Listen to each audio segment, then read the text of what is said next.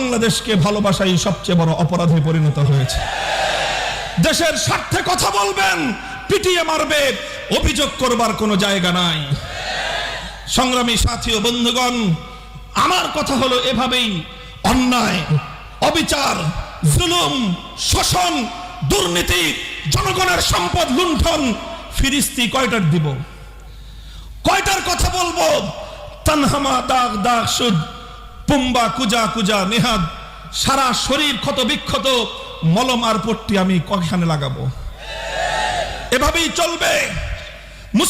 মুসলমানদের জনপদ, মুসলমানদের দেশ যতদিন পর্যন্ত কোরআন সুন্নাহ খেলাফতে রাশেদার শাসনের দিকে ফিরে না যাবে, গণতন্ত্র দিয়ে মুক্তি আসবে না, সমাজতন্ত্র দিয়ে জনগণের অধিকার প্রতিষ্ঠা হবে না, কোন তন্ত্র মন্ত্র জাতির মুক্তি আনতে পারবে না।